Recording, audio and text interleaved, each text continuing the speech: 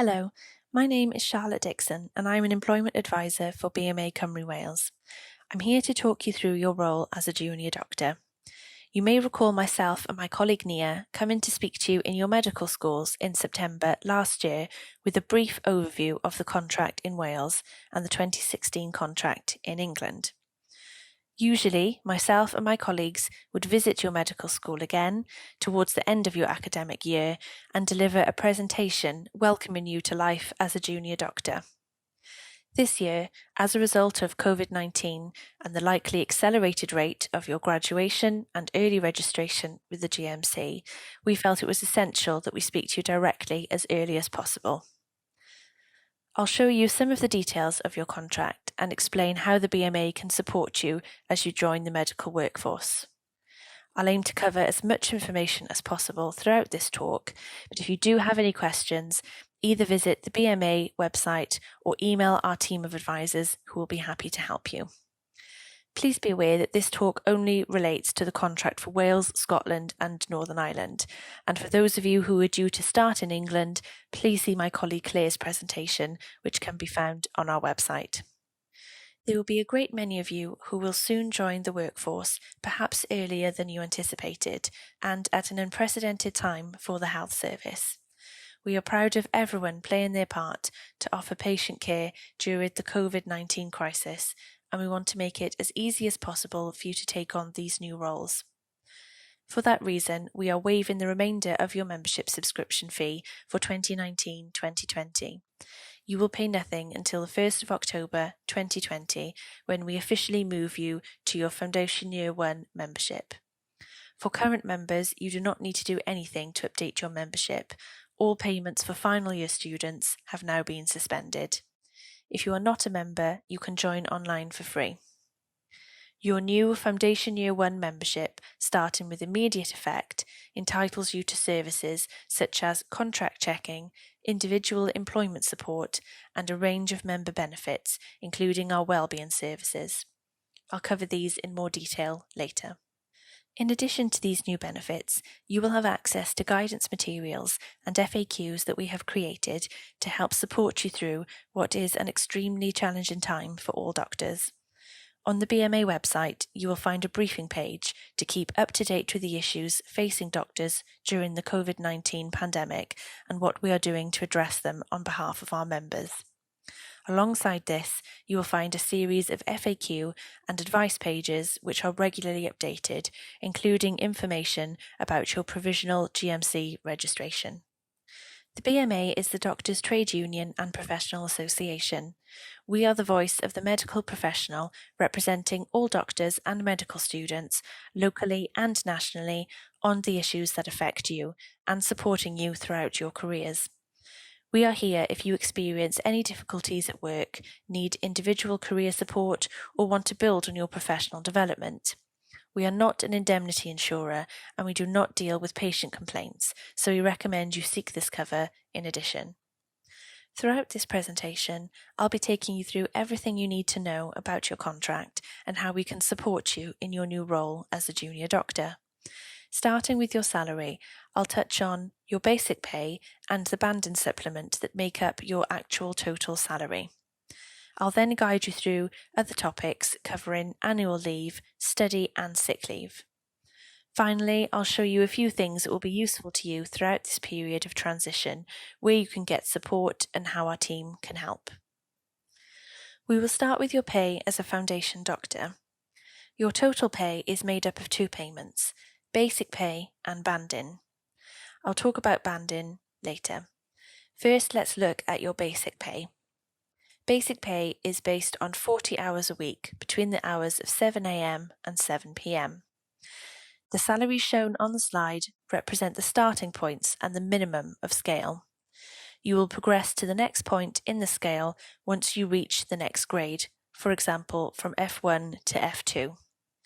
There are 3 points on the F1 and F2 pay scale, and your pay will increase with time served. In addition to moving up the pay scale, all doctors usually receive an annual inflationary pay rise in April of each year, which is decided by the Doctor and Dentist Review Body. As you can appreciate, due to the COVID-19, publication of this year's increase amount has been postponed, but should be backdated once it has been agreed. However, as a junior doctor, you will likely work more than 40 hours per week and work out of hours. This is covered by the banding. Banding recognises the work that is undertaken over and above the basic 40 hours and also recognises frequency of working and social hours, which is outside the basic 7 a.m. to 7 p.m., for example, longer days, nights and weekends. The banding your rota attracts should be issued to you before you start your rotation, and usually at the beginning of each year in your training. As you can see from the slide, the banding increases with the number of hours the rota has, and the more unsociable the hours. It is not immediately apparent when looking at a rota what banding the rota attracts. As you progress through training, you may start to identify banding from the rotas you work. There are very few rotas that are Band 2, because such rotas breach the European Working Time Directive rules. Band 3 is only paid when the rota is non-compliant with the protections that the contract provides for junior doctors in Wales. It was introduced as a punitive measure to ensure employers adhered to safe working hours and breaks. Breaches can occur when a shift is longer than the maximum limit or rest is not being achieved on 75% of occasions. In your foundation years, you will complete 3 4-month placements, each with their own rota and therefore attracting its own banding. Within a year, you may have 3 different bandings, which will obviously impact financial planning and something for you to bear in mind. These examples show how pay is calculated, adding together the basic pay and the banding the rota attracts. The above examples are both based on working between 40 to 48 hours a week with a medium intensity, which equates to a Band 1B. These links provide further information regarding banding and allows for you to check your rota to make sure the banding is correct. Some of these links are for members only, as they require a password, but there is general information available on our website. Trainees may want to apply for part-time training, known as less than full-time, for a number of reasons, such as childcare or their health. If you wish to apply, you should speak with the Flexible Training Advisor from Health, Education and Improvement Wales, HIW, and there are applications and procedures you will need to follow. Less than full-time training pay arrangements are a little more complicated and are dependent on the hours that are worked, and there are 4 banding supplements. There are few posts where juniors work 40 hours per week and do not work any antisocial hours. These are known as unbanded posts. Whilst this is unusual, many academic posts are like this, so something for you to be aware of. As an F1, if you work in an unbanded post, you are entitled to a 5% supplement of your basic salary. There are 2 instruments that govern your hours of work: your contract, the 2002 Terms and Conditions, which is referred to as the New Deal, and the European Working Time Directive, which is European legislation that applies across Europe. As they both apply simultaneously, there is sometimes an overlap between the 2, but whatever is most beneficial to you will apply. As a foundation doctor, you will most likely be working a full shift, which are capped 14 hours a day. There are different provisions for partial shifts and on-call shifts. There is a limit on the maximum number of continuous duty days for all working arrangements of 13 days. The European Working Time Directive imposes a limit of no more than 48 hours a week over a reference period of 26 weeks for doctors. You are able to decide to opt out of this limit, which should always be in writing and should be voluntary. You should not receive any undue pressure to agree to this. If you do decide to opt out of this working limit, you are able to opt back in by giving your employer written notice of 3 months. In any event, the 2002 contract provides that you can only opt out to work a maximum of 56 hours a week. The 2002 contract also provides for a break of 30 minutes after 4 hours of working. This is an enhanced position to the European Working Time Directive, which only allows for a 20-minute break after 6 hours worked. This break must be continuous for 30 minutes and uninterrupted, for example by a bleep. This is known as a natural break and must always count towards your total working time. How do you know if you're being paid the right banding? The only way to address this is via a process called monitoring. Monitoring should take place every 6 months, or you do have the right to request for monitoring if you are concerned that your current banding does not reflect the hours that you work. Such a request must be made in writing. Monitoring should take place at a representative time and should reflect your normal working hours. In order for the monitoring to be valid and successful, there has to be a 75% response rate for doctors on the rota and a 75% response rate for the duty periods. Monitoring works best when you work as a team with your colleagues and all doctors submit their data. The BMA has recently supported junior doctors in successful legal action against a health board who tried to substitute data for juniors who were absent or rota gaps. This can affect the data, and so we advise that you keep in contact with your colleagues about the results and keep your own diaries outside of the monitoring period. You must monitor your hours accurately. Technically, you are in breach of contract if you don't. It can never be detrimental to an individual to monitor, as there are pay protection provisions in place, but it can have significant advantages, and it can all be done online. Health boards will sometimes state that if you work beyond your contracted hours, the monitoring return must be signed off by your consultant, which can be intimidating. Also, if you stay behind to finish off ward work or results work, the health board will often exclude this from monitoring, as it was seen as your choice to stay behind. We recommend that you keep a note of any incidences such as this. If you are concerned about this and need support, please contact our first point of contact as a first step before taking any action. Please be advised that there is no requirement for consultants to sign diary cards in the terms and conditions of service. Your employer should not ask you to cover for absent colleagues on a long-term basis.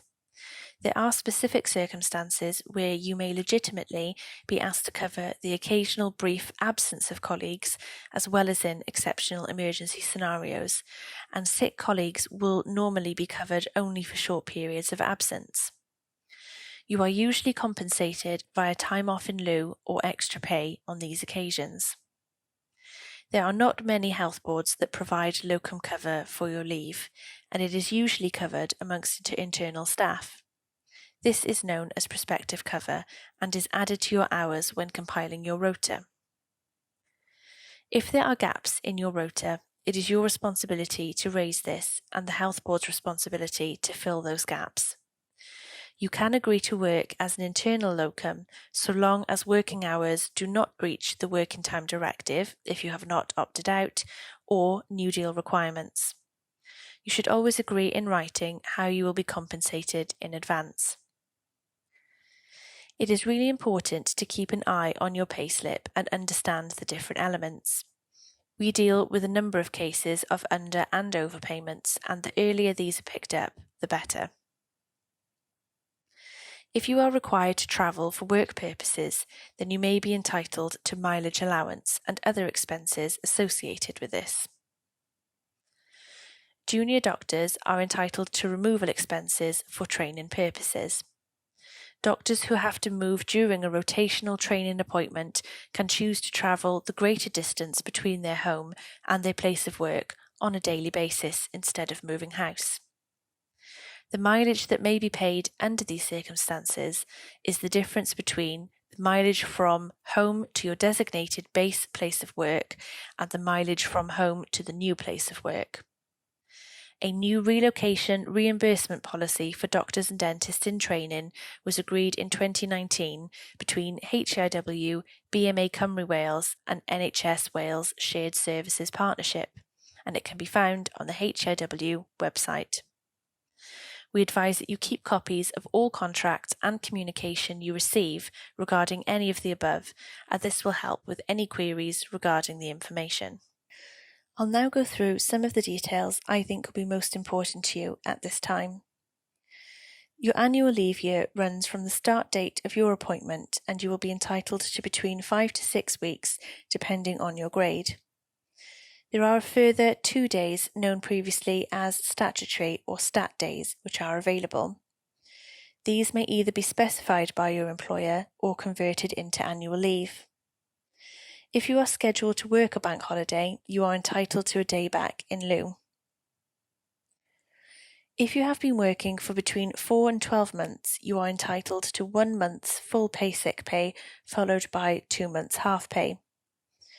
If you are still unable to work after this period, your income from your NHS employer will be based on statutory sick pay, SSP, and then nil.